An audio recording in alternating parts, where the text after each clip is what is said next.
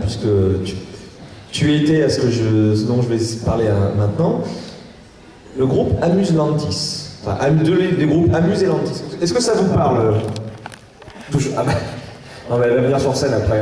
Elle posera les questions tout à l'heure. Je pense que les gens connaissent pas forcément le nom, mais connaissent leur travail. Enfin, ceux qui se connaissent alors. Parce qu'il y a un nouvel acteur qui est arrivé, du coup, moi j'y suis. Alors toi qui es venu à la conférence de presse justement Alan de ce nouveau groupe, il y a le groupe Amuse et le groupe Lantis il y a 15 jours. Groupe de promotion. Est-ce qu'on peut en parler un petit peu? Amuse, qu'est-ce que c'est? C'est la plus grosse compagnie d'acteurs au Japon. Voilà, ils ont tous les plus gros acteurs, Takeru Sato, Miura Haruma, Fukuyama Masaharu, ils ont aussi pas mal d'artistes musicaux, ils ont One Ok Rock. One Ok Rock, ça vous parle? En ce moment, voilà, c'est pas mal. Porno Graffiti. Ah oui, quand même. Oui, non, il y a du bon. C'est du vieux. Il y a des choses très très sympas. Ils ouvrent une succursale en Europe associée à Lantis. Lantis, qu'est-ce que c'est? C'est des spécialistes de l'anisong, donc les génériques d'anime, et de seiyuu, donc les doubleurs. Ils vont faire un gros groupe qui s'appelle Amuse Lantis en Europe pour justement aider, faire une passerelle pour les artistes japonais. D'ailleurs, pas que de leur label, ils veulent faire venir des artistes d'autres labels pour faire des événements en France, des concerts. D'ailleurs, ils font un événement en novembre. J'ai plus la date en tête exacte, sur 2 jours. Le 11 novembre. Le 13e du 13 novembre. 12 et 13 novembre. Un festival de musique sur 2 jours où justement ils veulent faire venir des artistes. Donc ils ont déjà annoncé Flow et Jam Project. Parce que voilà, Lantis travaille pour Jam Project. Enfin, Jam Project travaille pour Lantis. Et ils vont faire d'autres annonces. Et justement, ils veulent commencer par ça. Peut-être après faire venir des acteurs, des seiyuu et organiser pas mal de choses. Donc c'est la première fois qu'il y a un gros comme ça du Japon qui essaie de s'importer en Europe. Après, à voir ce que ça va donner, s'ils vont avoir un retour, s'ils vont être satisfaits. Est-ce que l'aventure va s'arrêter très vite? Pour l'instant, on ne sait pas. Oui, parce que vous parliez tout à l'heure donc de labels qui ont tenté de se créer en France. C'était des Français qui essayaient de diffuser de la musique japonaise. Là, pour la première fois, c'est des Japonais qui viennent en Europe pour dire, voilà, avec leurs moyens... Il y a eu les deux, hein, déjà, il y a eu une tentative de la grande vague... Enfin, oui, la grosse... Du haut de la vague visuelle on va dire, il y a eu Free Will qui a tenté de surfer sur la vague du rock chevelu, on va dire. Mais bon, ça n'a pas forcément marché. Voilà. Alors là, le gros avantage, par exemple, d'Amuse, parce que Lantis se greffe un peu sur eux, enfin, Lantis, c'est Bandai en même temps. Donc voilà, c'est un sous-groupe de Bandai. Donc il y a des moyens, Amuse aussi. Amuse s'est déjà installé partout en Asie, ils sont déjà une succursale aux États-Unis, et maintenant ils attaquent l'Europe. Donc ils ont quand même une assise financière très importante qui leur permet de voir à long terme sans forcément s'arrêter tout de suite si le début ne marche pas. Les artistes japonais donc, que vous avez pu rencontrer par le biais de votre travail de journaliste, de producteur, de tourneur ou de simples fans éclairés, ils ont quelle image de la France de nos jours? Image d'Épinal sur la France? Bon, alors c'est vraiment une image d'Épinal. En général, ils sont assez surpris quand ils arrivent. Bon, alors ils trouvent évidemment que les monuments sont très beaux, ils adorent les gens, ils trouvent les filles super jolies, ça c'est vraiment vrai. Par contre, après, vous avez le côté obscur, on va dire, donc c'est sale. Pour eux, c'est sale. Tout est crade, les serveurs sont pas sympas dans les restos. En même temps, s'ils connaissent que Paris. Vous avez tout ce que disent les touristes en général, c'est malheureusement vrai. Même si c'est pas Paris, par rapport au Japon, toute la France est sale. C'est ça. Mais de toute façon, le Japon c'est tellement propre, oui, enfin, le monde entier est sale par rapport au Japon. C'est ça.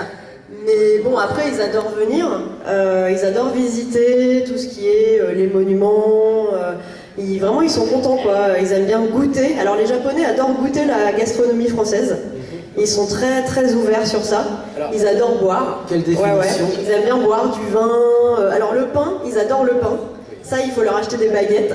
Et ils adorent... alors, il y a un truc qu'on a en France qu'ils n'ont pas au Japon, ils adorent le kebab. Alors... Voilà, c'est ce que j'allais dire, c'est... Quelle définition ils sont dégueulasses, mais ils adorent le kebab qu'on a en France. Donc, à chaque fois qu'ils viennent, ils mangent du kebab et ils en redemandent. Une anecdote véridique, il y avait Anni Policino, Policino à l'italienne. Anni Policino, groupe de Visual Kei, donc de mon gros équitage, que j'ai en interview, et à la fin on discute un petit peu à bâton rompu, et je leur dis qu'est-ce que vous retenez de la France? Les kebabs, première chose. Je sais pas compris. Mais non, mais ils adorent le kebab. Et en Policino, ils voulaient bouffer que du kebab. C'était... Non mais... faut savoir Ils aussi sont qu'au Japon, venus le kebab plusieurs est en fois. pleine expansion. Non, mais c'est vrai en plus, le kebab est en pleine expansion.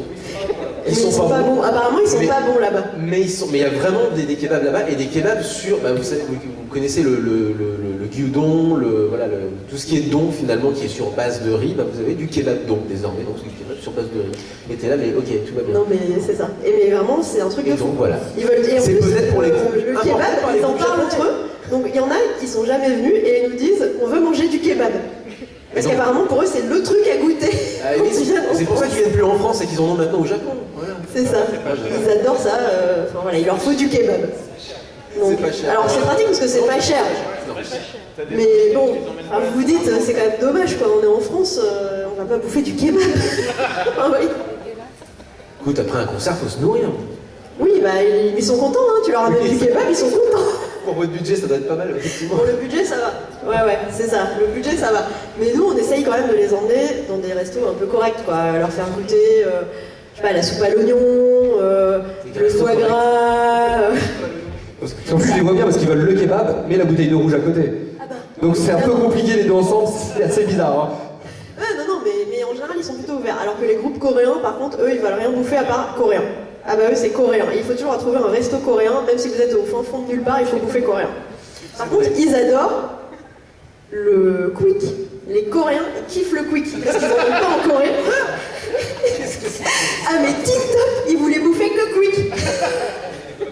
C'est ça. Quick ou coréen? Entre le kebab et les quick, c'est bon. Ils étaient contents. Bon, ben, vous avez compris, au prochain concert de J-Music auquel vous allez assister, vous lancez des kebabs aux artistes. Hein. Vous pouvez leur lancer du kebab, ils vont être contents. Non, puis pour séduire une japonaise qui vient faire ses études en France, vous savez quoi faire, hein. Vous savez où l'emmener. Ou même si elle chante pas, s'ils veulent l'emmener, ils vont l'emmener manger au kebab pour la séduire. C'est un plan qui coûte Alors, pas je sais cher, pas c'est si pas ça mal. marche sur les filles. Franchement, je suis pas sûre. Bon, alors les filles, si vous voulez séduire des japonais qui viennent en France pour les études ou pour autre chose, emmenez-les au grec. Voilà. Avance, Gérald, parce que là, on tourne en rond. Là. Non, mais bon, je suis en train d'imaginer en train de voir une japonaise et de lui dire tu veux un salade de tomate oignon? Et c'est parfait parce que c'est pile poil dans les temps. Léo, c'est ça, mon Dieu. On va pouvoir. Oui, tu voulais rajouter quelque chose sur le culinaire. On est à Léo qui disait quelque chose de pas très intelligent.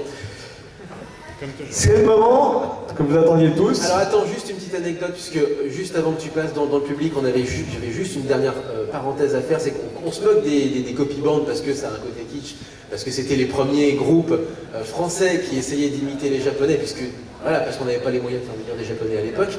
Il y en avait qui étaient véritablement férus de culture japonaise, de musique japonaise, et qui reprenaient certains morceaux à la perfection. Je pense notamment à Closer qui avait repris un Rosier de Lunassi qui était toute beauté.